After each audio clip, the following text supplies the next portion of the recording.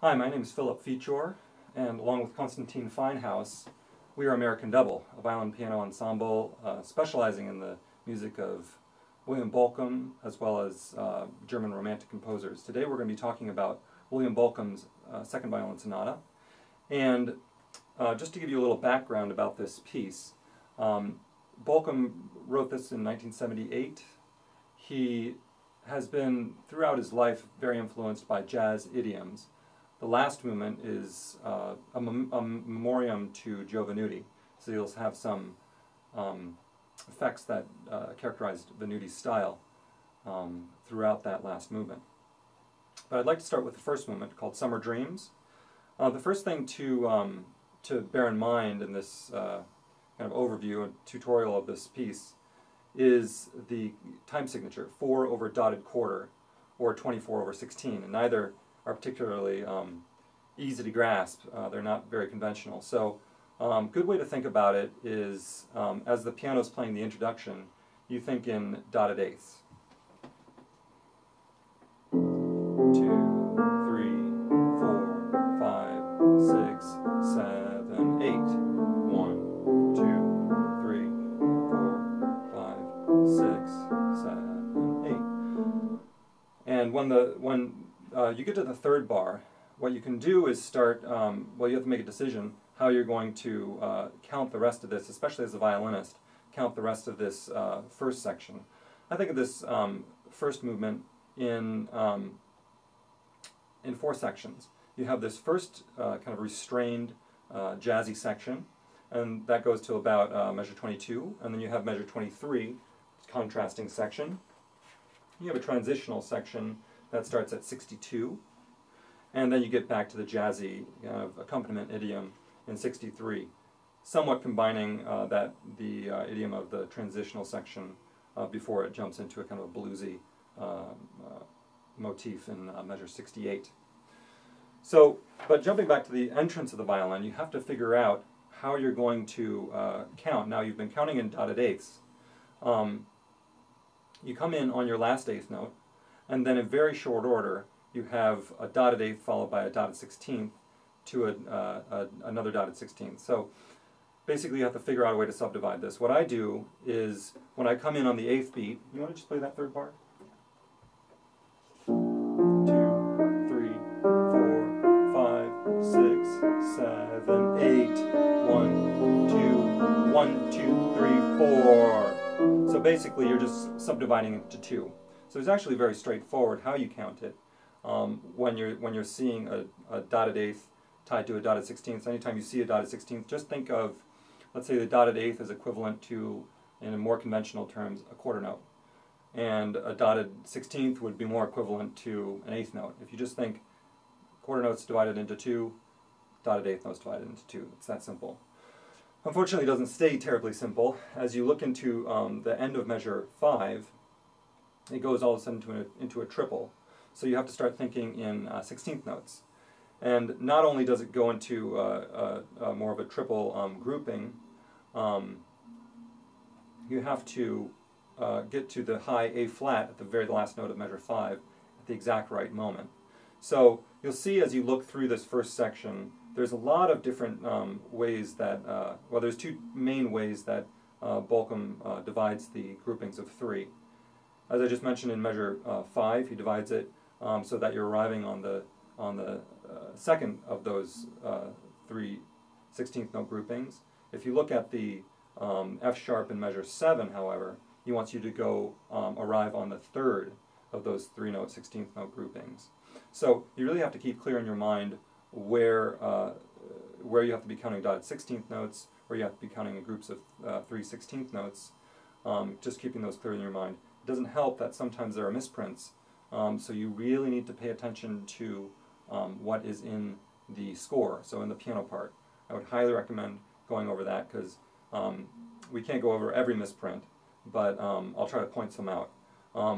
For instance, when we're talking about this 3 groupings of 16th and versus going on the second beat or the third beat of those, if you look in measure 13, the printed version has a 16th to an 8th in the middle of that bar. It's a G to an E flat. However, the actual correct printing is an eighth to a 16th. So things like that are things you just have to pay attention to. So I would always recommend really referring to the score anytime you have some question. So let's go from the third bar again, and what I'll do is I'll count as I'm playing this, so you can get a good idea of how you want to count this. 4, 5, 6, 7, 8. 1, 2, 1, 2, 3, 4. 1, 2, 3, 4. I like to shape this a little bit. 1, 2, 3, 4. 1, 2, 1, 2, 3, 1, 2, 3, 1, 2, 3, 4, 5, 6. 1, 2, 1, 2, 3, 1, 2, 3. I like to shake this long note a little bit. Come down to the downbeat. 1, 2, 1, 2, 3, 4. 1, 2, 3. 1, 2, 1, 2, 1, 2, 3.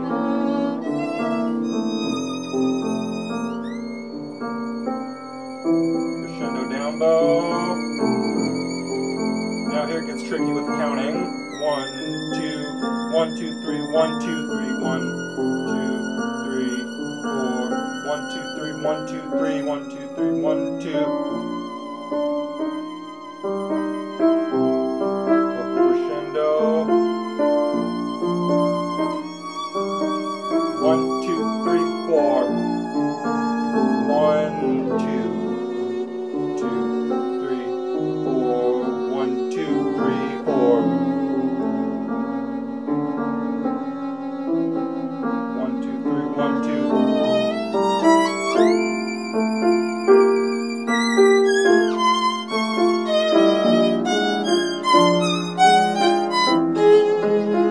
1, 2, 3, 1, 2, 3.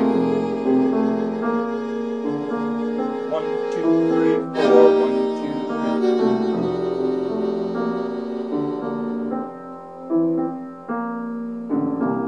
2, 1, 2, 3, 4, 1, 2, 3, 4, 1, 2, 3, 1, 2.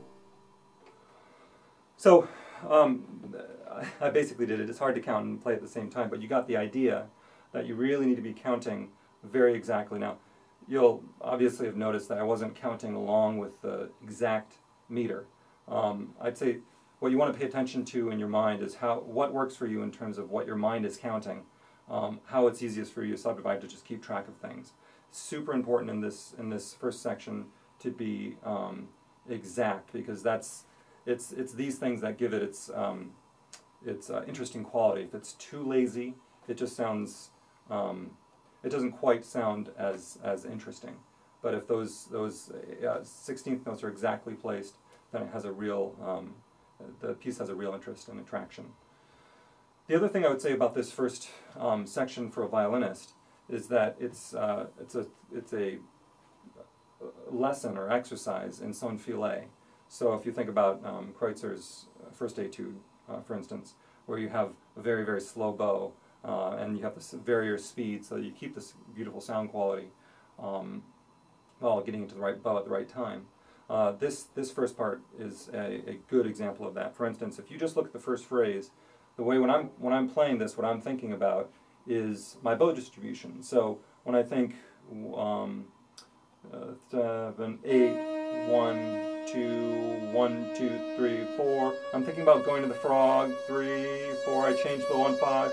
2, 1, 2. But I have to save now because I have to crescendo. Here, 2, 3, 4, 5, 6. I don't want to be too soft here because I want to get really soft here.